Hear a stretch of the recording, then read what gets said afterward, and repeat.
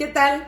Bienvenidos todos a este en vivo del mes de febrero que lo haremos conmemorativo al Día Internacional del Trasplante de Órganos y Tejidos.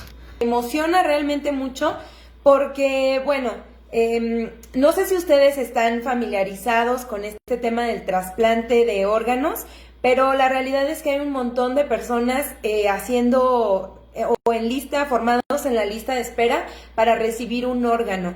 Y la realidad es que el trasplante le cambia la vida totalmente a nuestros pacientes.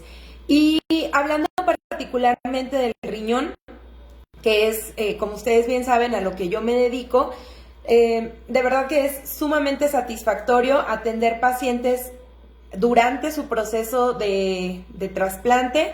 Y bueno, cuando he tenido la oportunidad también de atender a los donadores, pues es algo realmente gratificante. Creo que es una de las áreas de la nutrición renal que más disfruto y que más me gustan. Entonces, pues bueno, este en vivo será a propósito de este tema. Vamos a comenzar diciendo que en realidad, como ya les decía, hay muchísima gente en lista de espera. Se estima que en México hay aproximadamente 20,000 personas esperando recibir un trasplante de órgano, entonces pues es un tema realmente relevante.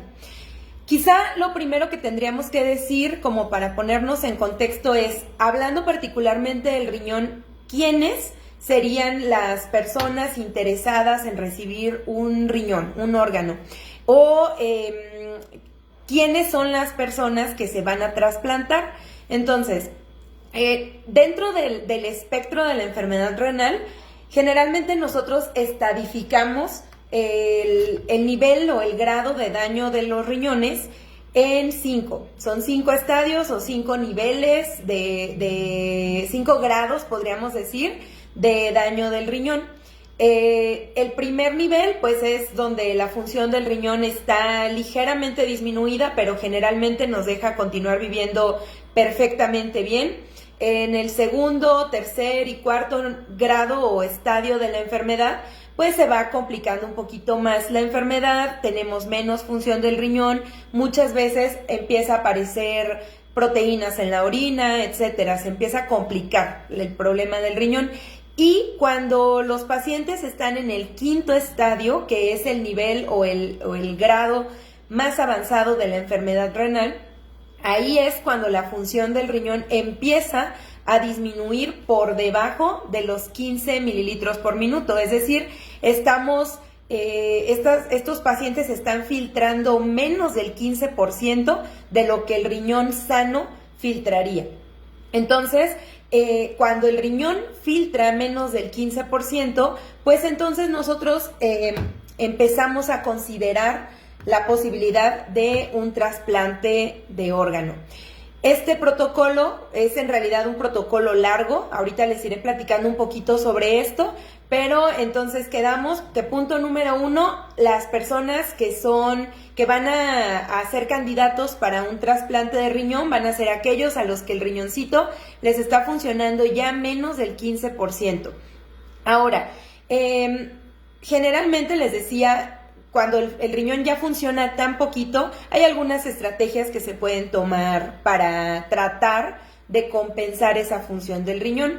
Unas estrategias pueden ser, pues justamente que con la dieta y con algunos medicamentos los pacientes puedan seguir viviendo sin necesidad de diálisis tanto como se pueda. Ya hablaremos en algún otro en vivo sobre este panorama. También hablaremos sobre las otras estrategias que son las alternativas dialíticas. Puede ser la diálisis peritoneal o puede ser también la hemodiálisis. La verdad es que estas terapias pues también son bastante útiles, finalmente son herramientas tecnológicas de biomedicina aplicadas a la salud. De estas herramientas también tendremos un live en el que podremos platicar sobre las características particulares de la diálisis y de la hemodiálisis. Pero tenemos una cuarta estrategia, una cuarta alternativa de tratamiento que es justamente el trasplante. Y entonces, no necesariamente, ojo también aquí, no necesariamente los pacientes tienen que pasar por las otras terapias para poder llegar al trasplante. Hay pacientes que desde que vemos que tienen una función del riñón que está disminuyendo rápidamente, se empieza a preparar el protocolo de trasplante y no tienen necesidad de llegar ni a diálisis ni a hemodiálisis. Entonces, no es una u otra, sino más bien son alternativas de tratamiento diferentes. Ahora, una vez que se decide que el paciente se va a trasplantar, pues obviamente hay que buscar un órgano, ¿verdad? El paciente que necesita el riñón va a ser el receptor de este órgano, pero necesita alguien que le done o un órgano que sea el que se le va a trasplantar. En este caso, aquí en México tenemos dos maneras de hacer trasplante. Uno es que te done el órgano un familiar vivo relacionado. Por ejemplo, puede ser que done el órgano la mamá o el hijo o el papá o un tío, o sea, algún familiar.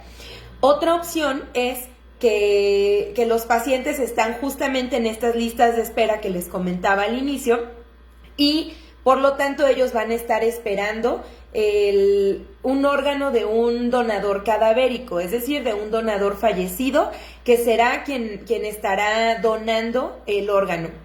Obviamente para todo esto hay protocolos que les decía hace un ratito, son extensos, porque obviamente se cuidan minuciosamente todos los detalles para que el órgano que se trasplante esté en las mejores condiciones para el paciente receptor, y también pues obviamente hay que cuidar la integridad y la salud posterior del paciente que está siendo el donador de órgano, ¿de acuerdo? Entonces, ya decidimos que, ya vimos primero que el paciente necesita un trasplante, ya vimos que más bien su función del riñón está muy bajita, ya vimos que quizá la mejor alternativa para él o ella sea el trasplante, ya tenemos un donador que dijimos puede ser un donador vivo que tiene algún parentesco, es decir, un donador vivo relacionado, o un donador cadavérico que sale de la lista de espera en la que el paciente estaba formado, ¿no? Bueno, ahora, ¿qué sigue?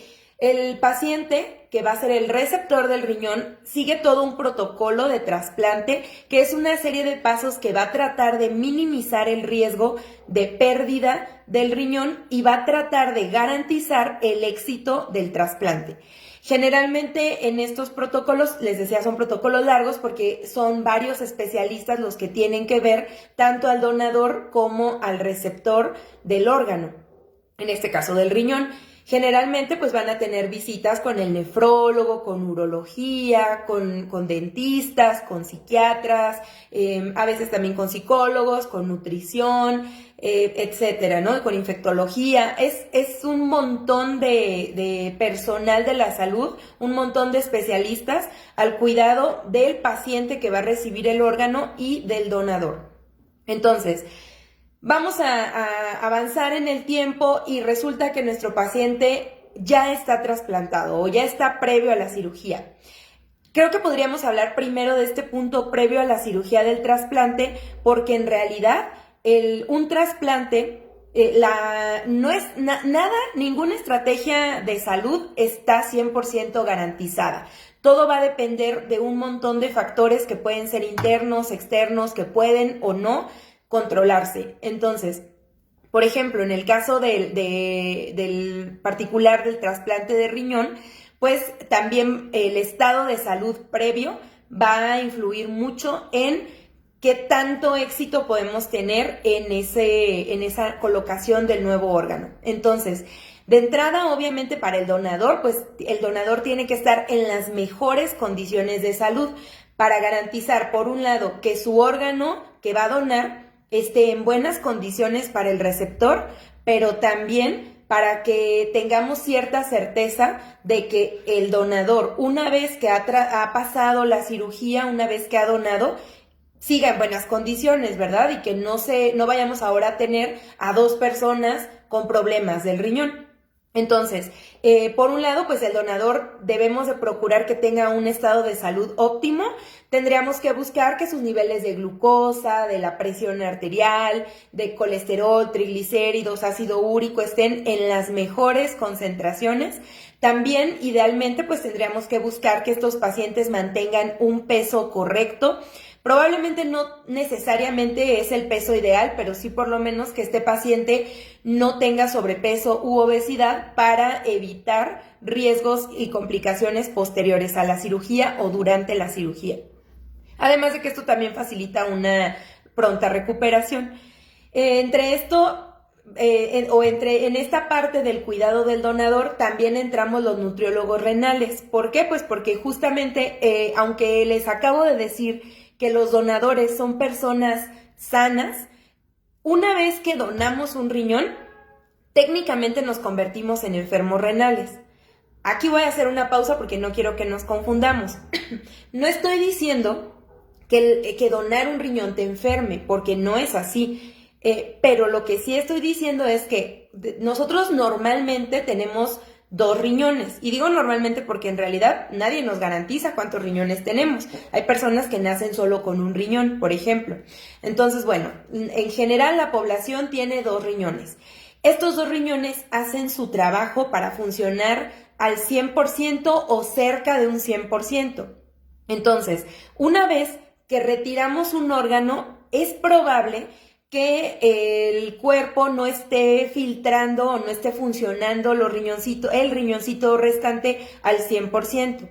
Ojo, esto no necesariamente es malo, porque el riñón puede funcionar por debajo de su 100% y aún así darnos una buena calidad de vida. Entonces, por esta razón es que les digo que los donadores tienen que tener cuidados nutricionales, porque muchas veces también, pues como creemos que son personas sanas, donan y si acaso se cuidan una semana o un mes, que es lo que les dan seguimiento generalmente como más estrecho, y después nos olvidamos de que ya nada más tenemos un riñón y a lo mejor volvemos tan pronto a la vida habitual que teníamos antes, que es probable que eventualmente sí desarrollen un problema renal mayor. Entonces, un donador renal tiene que ser seguido por un nutriólogo renal, o por lo menos por un nutriólogo clínico, desde antes de que done para optimizar su estado de salud, durante la cirugía, que ahora más adelante les comentaré de qué se tratan los cuidados durante la cirugía y posteriores al trasplante, pero también a largo plazo los donadores tendrían que estarse cuidando, a lo mejor de manera semestral, probablemente después de manera anual, para poder solamente estar seguros de que los riñoncitos siguen funcionando bien y que sus hábitos, tanto alimentarios como de estilo de vida, son los adecuados y que les están permitiendo realmente tener una buena calidad de vida, ¿de acuerdo? Entonces, importante la nutrición renal y la nutrición clínica en general en personas que son posibles donadores, más aún si ya están confirmados. Si ya el protocolo de trasplante termina y les dicen, sí, tú vas a ser el donador, entonces con mayor razón hay que cuidar la salud y tener o tratar de tener un estado de nutrición óptimo. Ahora, vámonos al otro lado, el receptor del trasplante renal. Si tú eres el paciente que se va a trasplantar, entonces es necesario que acudas con una nutrióloga renal. Ahí sí yo me iría más con una nutrióloga renal específica, no tanto o no solo con una nutrióloga clínica. ¿Por qué? Pues porque hay que garantizar que el paciente llegue en las mejores condiciones al trasplante. Esto podría parecer como redundante, pero es que la realidad es que nuestros pacientes renales generalmente no solamente tienen la enfermedad del riñón, sino que tienen más enfermedades al mismo tiempo. Por ejemplo, pueden tener diabetes, pueden tener la presión alta, a lo mejor por ahí algún problema metabólico con colesterol, triglicéridos, ácido úrico. A lo mejor hay otra enfermedad de base o alguna enfermedad autoinmune que también esté cursando este paciente. También otra cosa que puede pasar es que si nuestro paciente que se va a trasplantar ya está en diálisis o en hemodiálisis, pues tenemos que garantizar también que esté bien dializado, que tenga un estado de nutrición óptimo, que no tenga el potasio alto, el fósforo alto, que todos sus electrolitos estén en la mejor de las condiciones para que este paciente entonces tenga mejores probabilidades de llegar sin urgencia o sin una catástrofe a la cirugía. Recuerden, o si ustedes alguna vez los han operado o han estado en contacto cercano con alguien a quien hayan operado, si la persona en cuestión tiene diabetes o tiene hipertensión, aunque sea una cirugía dental, por ejemplo, o de los ojitos, siempre un requisito es que estén bien controlados de la glucosa, bien controlados de la presión. Esto es alimentación. Entonces, por eso, con mayor razón, si va a ser una cirugía tan invasiva y una cirugía tan grande como lo es un trasplante de riñón, con mayor razón tenemos que cuidar que los pacientes lleguen a esa cirugía bien controlados de la glucosa, bien controlados de la presión, con la mejor estabilidad metabólica posible. Si nuestro paciente, por ejemplo, está en diálisis o está en hemodiálisis o no se ha dializado, pero ya está muy hinchado, pues también hay que hacer manejo de volúmenes, es decir, procurar que el paciente se deshinche lo más posible, que esté con la menor cantidad de exceso de líquidos en su cuerpo para que tenga una mejor tolerancia a la cirugía. Entonces, hace ratito les hablaba también de los casos de los pacientes que ya están en diálisis o en hemodiálisis y que se van a trasplantar. Aquí voy a hacer un paréntesis pequeñito. De este paréntesis vamos a sacar seguramente por lo menos un live, porque es una de las cuestiones quizá más importantes de la nutrición renal y es este tipo de problemáticas que ocurren sobre todo en pacientes que están en diálisis y en hemodiálisis, que es el síndrome de desgaste energético proteínico. Este desgaste es un estado de mucha catástrofe para nuestros pacientes porque tienen inflamación, normalmente estos pacientes también pues van a estar con exceso de líquidos, generalmente hay problemas nutricionales del tipo anorexia, es decir, los pacientes ya no tienen muy buen apetito, por lo tanto no comen muy bien, y si no comen bien, pues por lo tanto también no están muy bien nutridos, suelen perder masa muscular, etcétera. Entonces, la suma de todos estos factores llega a este problema que es el síndrome de desgaste energético proteínico, que les digo a mí me gusta siempre decir en mis charlas que este síndrome es el coco, es decir, el terror de los nutriólogos renales, porque las salas de hemodiálisis, las clínicas de diálisis peritoneal están llenas de pacientes con este desgaste, con este síndrome de desgaste, y la verdad es que es algo verdaderamente complicado para el paciente y complicado para nosotros del equipo médico, no solo nutriólogos, sino nefrólogos y equipo de salud. Es sumamente complicado sacar a un paciente de este síndrome de desgaste. Entonces, aquí cierro el paréntesis, solamente concluyendo que si el paciente está en diálisis o en hemodiálisis, pues con mayor razón hay que procurar que el paciente llegue en las mejores condiciones de salud y de preferencia que llegue libre de desgaste energético proteínico. Ahora, ya hablamos entonces, para ir resumiendo, ya que se van conectando más personas. Primero, que la primer característica de estos pacientes pues es que tienen un problema en el riñón, su riñón funciona menos del 15%. Estos pacientes pueden elegir alguna, o no solo ellos, sino a veces pues justamente sus médicos van a estarles proponiendo diferentes estrategias, que puede ser un manejo conservador, es decir, dieta y medicamentos para tratar de salvar un poquito el riñón. Pueden algunos ya estar en diálisis o en hemodiálisis y además después requerir el trasplante o saltarse la diálisis y llegar al trasplante.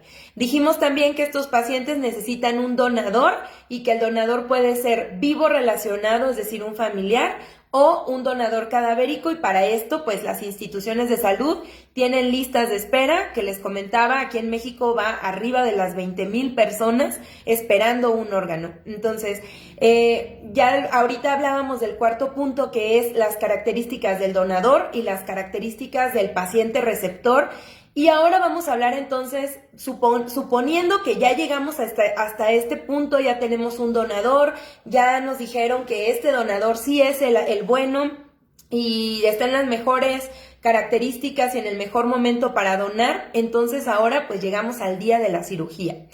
Estas cirugías, por supuesto, son cirugías programadísimas. No es como que un día nomás ya se nos ocurrió y ya es el día del trasplante. Por supuesto, también en pacientes que van a recibir un riñón de un donador cadavérico, es decir, que alguien que ya falleció les donó su riñón. En estos casos sí suele ser una cirugía mucho más express, ¿no? En el sentido de que tú ya sabes que estás cerquita de que te toque, ya estás en los primeros lugares, digamos, de la lista. No tienes una fecha porque, por supuesto, pues esto es un evento azaroso, es un evento que no sabes cuándo va a ocurrir, no sabes cuándo va a haber un riñón para ti. Pero resulta que a lo mejor había 5 pacientes antes que tú en la lista de trasplantes y te llaman a ti antes que a los otros 4. Eso puede ocurrir. ¿Por qué? Pues no es porque se salte en la lista, sino por justamente el protocolo de trasplante nos va diciendo qué órgano es más adecuado para qué persona. Entonces puede ser que este paciente que se trasplantó fue el número 72 en la lista. ¿Está bien? ¿Por qué? Pues porque a lo mejor ese riñoncito que se le trasplantó era el indicado para este paciente, porque a lo mejor los otros 71 pacientes no cumplían con las características más aptas para que este riñón se les fuera trasplantado. Entonces, bueno, sí hay casos en los que la cirugía del trasplante va a ser, digamos, más inmediata que para otros pacientes. Seguramente es cuando los pacientes son trasplantados por un donador cadavérico. Pero si la cirugía es de un donador vivo relacionado, es una cirugía, les digo, que se planea y los pacientes generalmente pues tienen un tiempo de preparación. Les decía por ahí que dentro del protocolo pasan también con psiquiatría y muchas veces también con psicología. Entonces, pues también se va dando un poco esta preparación porque obviamente pues ahora vas a vivir con el órgano de alguien más. Y pues hay que tener muchos cuidados. Y entonces aquí es donde viene la parte jugosa de nuestro live, de qué se trata la nutrición, qué hacemos los nutriólogos renales en pacientes trasplantados. Entonces, bueno, ya llegamos al día de la cirugía y pues generalmente el día de la cirugía, ya sé que me faltó. Tan importante es el servicio de nutrición renal que, sobre todo cuando se sigue un protocolo de pacientes vivos relacionados que van a donar, nosotros como nutriólogos también nos toca dar el visto bueno de que el paciente ha tenido un buen apego a la dieta, que hemos logrado ciertos objetivos nutricionales y esta cartita o este documento se anexa en el protocolo de trasplante y si no contamos con esa carta, también luego se dificulta la llegada de la cirugía. Porque les digo, es realmente importante tener un buen estado de nutrición en general para cualquier cirugía, pero más aún para una cirugía así de grande como lo es el trasplante. Y así de importante, diría yo, porque estamos aquí hablando de 2 vidas. Estamos hablando de la vida del donador y de la vida del receptor trasplantado. Entonces, pues los nutriólogos renales tenemos un papel súper importante para poder garantizar que estos pacientes realmente tienen un buen apego al tratamiento. ¿Por qué? Pues porque, como lo veremos a continuación, el trabajo del nutriólogo no termina el día de la cirugía. Los cuidados nutricios no terminan el día del trasplante. Después del trasplante, nuestros pacientes tienen que llevar una alimentación adecuada y muy particular que les iré comentando a continuación. Entonces, ya llegamos al día de la cirugía. Generalmente, como para todas las cirugías, pues tanto el receptor como el donador van a estar en ayuno. Esto es normal porque pues la cirugía se va a realizar utilizando también o está implicada pues la cavidad abdominal. Entonces, y además pues obviamente hay anestesia, etcétera. Entonces, como para cualquier cirugía, se va a dejar a los pacientes en ayuno. Se realiza la cirugía. Y este día de la cirugía, la verdad es que es un día que nuestros pacientes trasplantados nunca olvidan.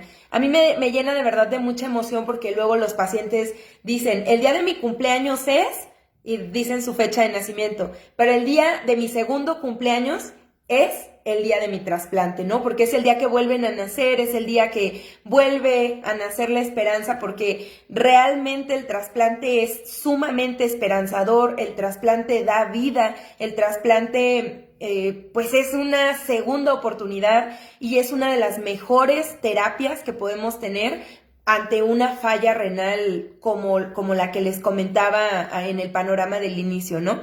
Entonces, pues es sumamente importante, es una fecha que los pacientes no olvidan, los donadores no olvidan, y por supuesto nosotros como sus cuidadores, como su equipo de salud, pues nos sentimos sumamente contentos el día de la cirugía, esperanzados, los que somos católicos prendemos la velita por el paciente y si no, pues les mandamos la mejor de las vibras porque es un momento de renacimiento como tal.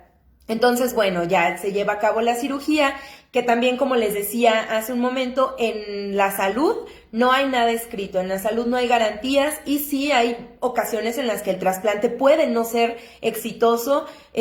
Ocurre, por supuesto, porque la vida es azar y porque nada se puede garantizar, pero la realidad es que justo por eso los protocolos de trasplante son tan estrictos y tratan de ser tan escrupulosos para mejorar o para incrementar las probabilidades de éxito y disminuir las probabilidades de fracaso de esa cirugía o de ese trasplante. Entonces, bueno, pues ya vamos al panorama en el que los pacientes están en la cirugía y ya se realizó el trasplante. Entonces, ¿qué sigue? Bueno, los primeros días después de la cirugía se sigue un protocolo alimentario como en cualquier cirugía, es decir, las primeras horas el paciente permanecerá en ayuno. Posteriormente, los pacientes van a empezar con una dieta líquida, generalmente es de líquidos claros, es con lo que se inicia. La dieta de líquidos claros se refiere a algún té, alguna gelatina, agua, o sea, lo que buscamos es rehidratar y un poco empezar con los movimientos del estómago, de todo nuestro tracto digestivo. Posteriormente vamos a pasar, generalmente es al día siguiente, se pasa, o a veces ya en la noche, a una dieta de líquidos generales, donde ya los pacientes pueden empezar a tomar quelatolito, alguna otra bebida un poquito más densa. Y ya para el siguiente día, generalmente nuestros pacientes estarán con una dieta blanda. Aquí viene lo bueno. Ya dije como 4 veces que aquí viene lo bueno, pero es que todo esto es muy bueno y todo esto es muy, muy relevante, muy importante. Entonces, en esta dieta blanda tiene características muy particulares, porque la dieta blanda es una dieta que se da generalmente a todos los pacientes postquirúrgicos, es decir, una dieta con bajo residuo, una dieta que no tenga irritantes, que no tenga picante, obviamente, que sean alimentos cocidos en su mayoría, alimentos que nutran y que favorezcan también un poquito a la motilidad intestinal, pero que no generen demasiados malestares gastrointestinales y que sean de fácil digestión. Sin embargo, aquí viene lo bueno, porque justamente dentro de estos primeros días y más que días, los primeros meses posteriores al trasplante, nuestros pacientes deben llevar una dieta pues lo más inocua posible, es decir, una dieta libre de gérmenes, libre de contaminantes, libre de factores que puedan generar una infección o algún problema, sobre todo digestivo, ¿no? Entonces, ¿qué características tiene la alimentación de nuestros pacientes, tanto trasplantados como donadores, después de la cirugía? Pues como ya les decía, primeramente y lo más importante es una dieta sumamente inocua.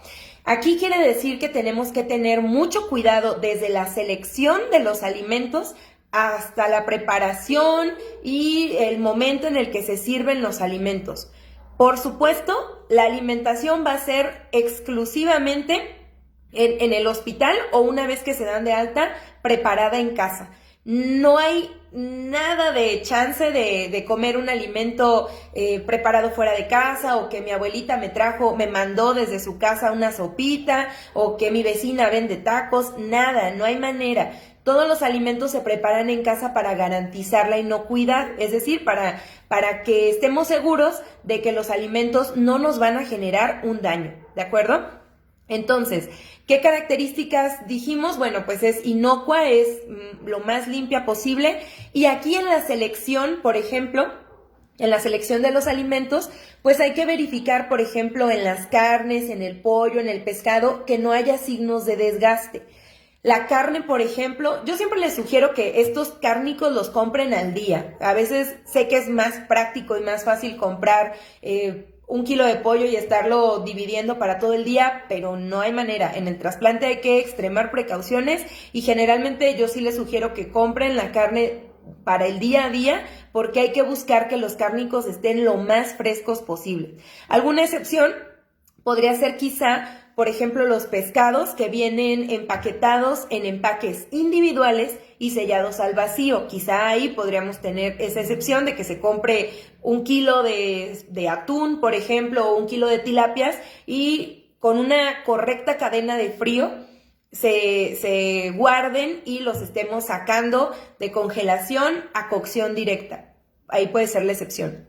Entonces, los cárnicos que se compran frescos, pues si va a ser carne de res, hay que buscar que no se vea verde, que no se vea café, la carne tiene que verse roja, brillante. Si va a ser pollo, pues que no esté baboso el pollo, que no huela feo, se tiene que ver el color, pues como el color característico del pollo. Y en el caso del pescado, también que no se vean signos de descongelación, es decir, que no se haya visto que el pescado es fresco, pero que en la charola tiene un chorrito de agua, ¿no? Por ejemplo, entonces, ese pescado no es de buena calidad, en general para el consumo, pero mucho menos para un paciente que fue operado de algo tan importante como un trasplante. Entonces, bueno, hablando de los cárnicos, esas son las características. Hay que buscar que sean cárnicos frescos, seleccionados al día o si están congelados en empaques sellados al vacío, individuales y con cocción directa del congelador a la sartén. Ahora, en el caso, por ejemplo, del huevo, sí, los pacientes también pueden comer huevo y en el caso del huevo, pues igual, solamente garantizar que el huevo que esté en buenas condiciones, que la cáscara no esté quebrada. Yo ahí sí no recomiendo el uso de claras. ¿Por qué? Pues porque imagínense, incluso si fuera un bote de medio litro de claras, tú destapas el bote de claras, las sirves en tu sartén, preparas tu omelette o lo que vayas a preparar y lo cierras. Y esas claras que estaban pasteurizadas al inicio ya estuvieron en contacto con el medio ambiente. Las guardas en el refrigerador y luego las vuelves a sacar para cocinarlas y vuelven a estar en contacto con el medio ambiente y vuelves a refrigerarlas y así por lo menos 3 veces, ¿no? Entonces, cuando nosotros estamos saludables y nuestro sistema inmunológico está en perfectas condiciones, pues no pasa nada, ¿verdad? Porque nuestro cuerpo es capaz, perfectamente capaz de solucionar este tipo de situaciones, pero con los pacientes trasplantados se vuelve complicado porque ellos además están tomando medicamentos inmunosupresores, es decir, su sistema inmunológico no está a la defensiva, justamente los medicamentos son para suprimir un poquito ese sistema inmunológico y si el paciente está con inmunosupresores y nosotros le damos un alimento que estuvo en constante contacto con el aire y además las claras pues que son un líquido y en los líquidos pues es un caldo de cultivo para bacterias, la verdad es que no es la mejor de las alternativas. Entonces yo aquí siempre mejor recomiendo el huevo como tal y no las claras. Entonces, bueno, quesos también generalmente podrían consumir. Yo la verdad es que al inicio casi nunca dejo quesos o a lo mejor algún tipo de quesos como el panela, pero aquí la cuestión es los empaques. Porque justamente volvemos a lo mismo. Si tú compras 1 kilo de queso o medio kilo de queso y solamente vas a consumir 60 gramos, ¿qué haces con el resto del queso, no? Entonces tampoco la idea no es promover el desperdicio para nada. Sí, la verdad es que en esta fase primera del trasplante, posterior al trasplante, sí se utilizan un montón de plásticos. Ustedes saben que yo soy bien enemiga de los plásticos y bien amiga del medio ambiente, pero ni modo. En estos momentos, pues hay que evitarle un riesgo inmunológico al paciente, entonces pues a usar empaques individuales. Entonces, bueno, pues ya ahí vamos hablando de los alimentos de origen animal. ¿Qué más pueden comer los pacientes? Pues pueden comer tortillas, que aquí también yo les sugiero siempre que sean tortillas empaquetadas, porque yo espero que no salgan traumados de esta plática, porque no es la idea. Recuerden que estamos hablando de pacientes con características muy particulares, que es un estado inmunológico suprimido, ¿no? O sea, lo que estoy diciendo aplica para ellos en el momento posterior al trasplante, no aplica para todos en el día a día. Pero analicemos la preparación de las tortillas. Las tortillas pues generalmente pasan primero con el maíz por un proceso de nixtamalización, en el caso de que sea maíz y no harina, ¿verdad? De lo que se produce en las tortillas. Y si es harina, de todos modos, tanto el maíz como la harina se tienen que hidratar. Hay que considerar que no siempre van a estar en las tortillerías utilizando agua purificada, ¿verdad? Muchas veces se utiliza pues agua corriente, agua de la llave. Ahora, las manos. ¿Cuántas manos están en contacto con las tortillas? Desde quien nixtamaliza, los botes que luego uno pasa por las tortillerías, desafortunadamente no tienen la mejor higiene. Y bueno, pues los botes también pueden ser un foco de infección o sea, un foco más bien de desarrollo bacteriano, que eso puede traer una infección para los pacientes. Luego, bueno, pues ya cuando nos están preparando las tortillas, nuestro paquetito y con las manos, y luego hay personas que con la misma mano te sirven la tortilla y cobran y se comen su taco. Entonces es sumamente difícil rastrear qué tan salubres son nuestras tortillas de tortillería. Y luego también consideremos que, al menos en México, muchas de las tortillerías que tenemos pues están libres, ¿no? Están abiertas, entonces luego hay entrada de aves, etcétera. Entonces, pues, y están además, como están abiertas al público, pues el humo de los coches es complicado, ¿no? Entonces, no es tan fácil que garanticemos que las tortillas están en buenas condiciones, y generalmente unas tortillas empaquetadas, envasadas al vacío, pues sí suelen ser más caras, pero también nos garantizan hasta cierto punto que son de mejor calidad, porque pues cuidan la calidad del agua y están preparadas por lo menos en un ambiente más controlado, ¿no? No hay tantos factores externos de los que tengamos que dudar. Ahora, los panes, por ejemplo, ahí sí, generalmente yo en mis planes de alimentación sí echo mano mucho de los panes de barra como tal, o sea, el pan para el sándwich. Obviamente buscar un buen pan, porque no acabamos con el problema, o sea, se trasplantó el riñón, pero el paciente sigue teniendo diabetes, el paciente ahora toma medicamentos que seguramente le van a subir más los triglicéridos, entonces el problema no acaba ahí. Hay que recomendar un buen pan que no tenga demasiados ingredientes, que no tenga azúcar añadida, etcétera, ¿no? Pero bueno, los panes de barra en general pueden ser una buena opción. Estas tostaditas que se venden que son de maíz y que se venden en paquetes individuales, también son una muy buena alternativa. Hay algunas galletas de arroz que también se venden en empaques individuales, esta también puede ser una opción. Los sobrecitos de avena, por ejemplo, en empaques individuales, también son una buena alternativa como carbohidratos. Verduras y frutas, sí se pueden consumir, pero todas cocidas, bien lavadas, bien desinfectadas y bien cocidas.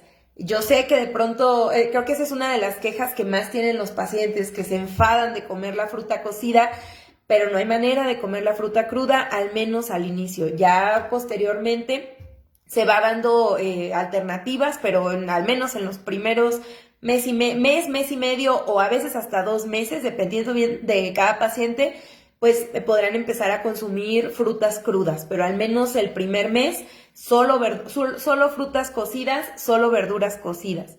Ahora, ¿qué pasa, por ejemplo, con los lácteos, con las leguminosas? Estos alimentos prácticamente quedan suprimidos de la dieta durante el inicio, ¿no? Posterior al trasplante, digamos. Porque también hay que evitar justamente que se llene demasiado de problemas gastrointestinales nuestro paciente. Hay que mencionar, quizá no para todos es obvio, pero bueno, después de un trasplante los pacientes se quedan aislados. Al menos el primer mes el paciente no sale de su cuarto, a veces ni para consultas médicas, a veces mejor el médico viene a visitarlo, a veces hacemos telemedicina. Yo, por ejemplo, a mis pacientes trasplantados siempre la primera consulta posterior al trasplante es online. Ya hasta la segunda, algunos los veo en el consultorio y hay quienes hasta la tercera, por el riesgo inmunológico, justamente. Entonces, si consideramos que el paciente va a estar en un cuartito, en su cuarto aislado, pues es lógico pensar que va a tener muy poca movilidad. Si el paciente tiene muy poca movilidad, pues lo más seguro también o lo más probable es que no se esté, pues que tenga algunos problemas de estreñimiento, ¿no? O algunos problemas digestivos. ¿Por qué? Pues por la propia movilidad. El paciente tiene muy poco espacio para desplazarse. Obviamente también pues están adoloridos, acaban de salir de una cirugía grande a nivel abdominal, entonces pues es lógico que los pacientes no tengan una gran cantidad de actividad física y no los vamos a poner a hacer burpees en su cuarto, ¿no? Entonces hay muchos síntomas gastrointestinales y bueno, pues la frutita, la verdura, aunque sea cocida, nos ayudan un poquito más con estos malestares gastrointestinales. Pero además también les decía un poco de los lácteos y de las leguminosas. El problema es que sí nos pueden llegar también a generar malestares gastrointestinales, porque pues son, por ejemplo, las leguminosas tienen algún tipo de hidratos de carbono que son altamente fermentables. Entonces pues el paciente puede empezar a tener malestar gastrointestinal, puede tener inflamación abdominal, puede tener más estreñimiento, puede tener gases. Y también aquí, además de todo esto que ya les mencionaba, también la verdad es que hay que reducir el riesgo de que el paciente no sepa identificar que tiene un malestar por la cirugía, porque eso es importante. Es decir, la dieta del paciente tiene que ser tal que el paciente se sienta bien, el paciente trasplantado se sienta bien y el donador también, y entonces si hay algún malestar gastrointestinal, sean capaces de identificarlo y no estemos rastreando de, ¿será porque me tomé el licuado de plátano? ¿O será porque me comí los frijoles charros? Imagínense, olvídenlo, o sea, no hay manera de que estemos con este tipo de problemas, ¿no? Entonces, el paciente cuando tiene una dieta así de plana, así de bien cuidada, pues es capaz perfectamente de identificar, como que hoy amanecí con un dolorcito por aquí, o es que en el sitio de la herida, justo donde tengo la cicatriz, empecé a tener dolor, o me empezó a punzar, o se me empezó a inflar la panza. Bueno, pues entonces así es más rápido que el paciente pueda comunicarle esto al médico y decir, oiga, me estoy sintiendo mal, ¿qué podemos hacer? ¿De acuerdo? Entonces, bueno, todo esto es importante durante el primer mes posterior al trasplante. Es particularmente importante en el paciente trasplantado, pero es importante también seguir con estas medidas higiénico-dietéticas con los pacientes donadores. Con los donadores generalmente en el lapso de unos 15 días ya podemos migrarlos a una dieta normal, pero con los trasplantados, les digo, sí nos tardamos un poquito más. Otra cuestión también importante con los pacientes trasplantados y su alimentación es los recipientes. Les decía del aislamiento, de los inmunosupresores y de la higiene de los alimentos. Pues bueno, la preparación también es súper importante, porque imagínense que van a lavar los trastes con la misma fibra que tienen ahí desde hace un mes. Y entonces, pues no. O que van a lavar con la misma fibra de trastes, quizá el traste de donde el paciente está consumiendo, donde le van a preparar sus alimentos, pero también el recipiente donde comió el niño, y también todo, ¿no? La licuadora y todos los alimentos se lavan con los mismos instrumentos, pues eso tampoco garantiza para nada la inocuidad. Entonces, a nuestros pacientes trasplantados sí les sugerimos que tengan su propia fibra para lavar los trastes y sus propios cubiertos, su plato, un vaso, o sea, los instrumentos que van a utilizar o los utensilios que van a utilizar, que sean exclusivamente para el uso del paciente trasplantado. Para el resto de la familia, pues pueden utilizar la misma fibra y cambiarse el plato si quieren, pero para los pacientes trasplantados no. Con ellos sí hay que tener extra cuidado en la higiene también de los utensilios de cocina. Otro punto importante es la hidratación. En el caso de la hidratación, generalmente los pacientes después del trasplante toman un montón de agua. Para esto sí, normalmente en mi caso particular me mantengo en mucha comunicación con los nefrólogos para poder ir determinando los volúmenes que los pacientes deberían de consumir. Hay pacientes que con 2,5 litros de agua es más que suficiente. Hay pacientes que se toman 3,5 litros, 4 litros de agua y apenas los alcanzamos, ¿no? Entonces, con la hidratación es mucho comparado, sobre todo para aquellos pacientes que vienen de diálisis o de hemodiálisis con restricciones de líquidos, pues los pacientes sí de pronto como que dicen, órale, ahora sí voy a poder tomar un montón de agua, ahora sí ya no tengo sed, porque pues vienen de tomar 800 mililitros en todo el día y ahorita hay que tomar 3,5 litros, pues les va bastante bien. Y sobre todo, por ejemplo, ahorita con las características climáticas que tenemos, de que hace un calorón, pues con mayor razón disfrutan, ¿no? Y agradecen el hecho de que tengan una gran cantidad de líquidos que ahora sí puedan tomar. En la hidratación hay que darle prioridad, como siempre, al agua natural. Y aquí con el agua, sí también para el paciente trasplantado, al inicio, por lo menos el primer mes, agua embotellada. No me refiero a un garrafón, sino me refiero a una botella de agua. O sea, generalmente tener, por ejemplo, botellas de litro o de 2 litros puede ser adecuado, pero sí no servir del mismo garrafón. Por lo mismo que les decía, finalmente el garrafón tú lo abres y está a la exposición de partículas de polvo, de pelos de perro o de gato o de pues todo lo que hay en el aire, ¿no? Entonces, sí, el agua también se vuelve sumamente importante que se esté comprando en presentaciones individuales. Y, pues, ¿qué más? Obviamente, después de la cirugía, pues, no se recomienda el consumo de café, de té, de refrescos, de jugos, pues eso está bastante limitado. Les decía hace un ratito también que dentro de la serie de medicamentos que toman los pacientes trasplantados, hay algunos que son más propensos a subir los triglicéridos o a subir la glucosa en sangre. Entonces, pues definitivamente las bebidas azucaradas no son la mejor opción.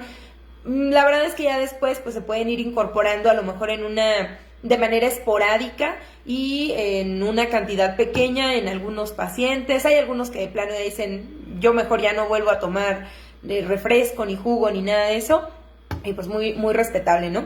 ¿Qué más? El consumo de sal, ese también es importante porque pues aunque el riñón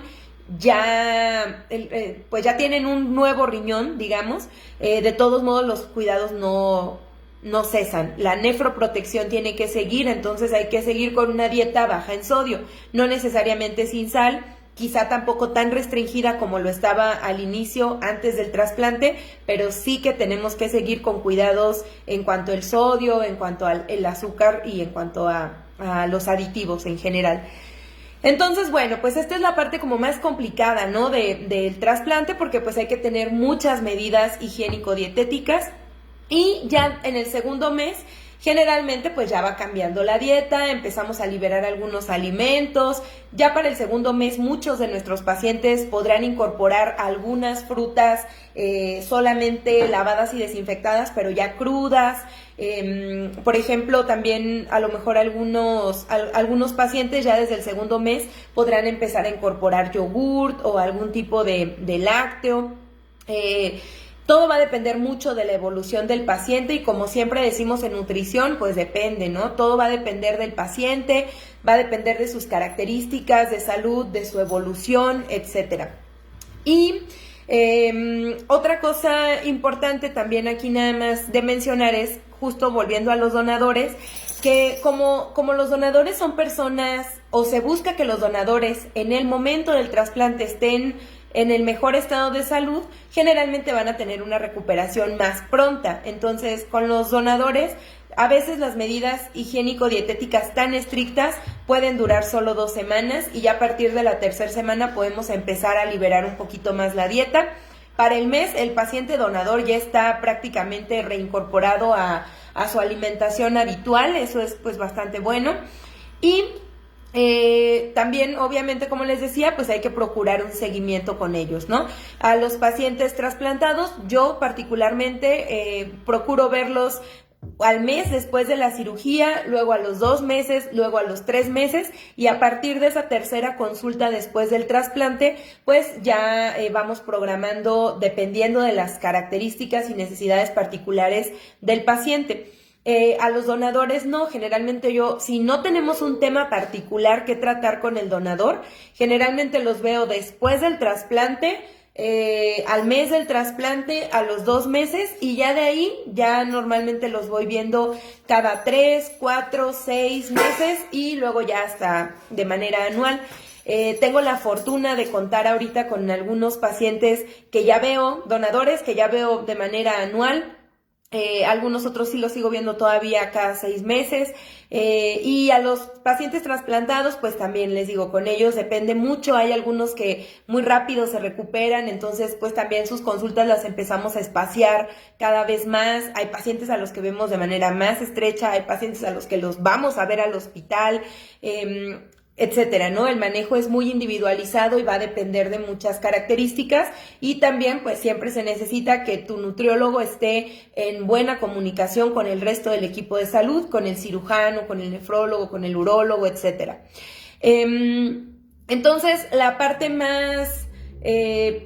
primordial de los cuidados nutricionales son sobre todo al inicio, en este primer mes, y como les decía, ya poco a poquito vamos liberando la dieta conforme va pasando el tiempo y conforme vemos que los pacientes están más adaptados ya al riñoncito.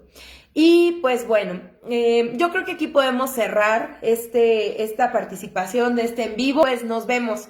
Que estén muy bien todos, tomen mucha agüita y nos vemos en el siguiente en vivo. Y díganle sí a la donación de órganos.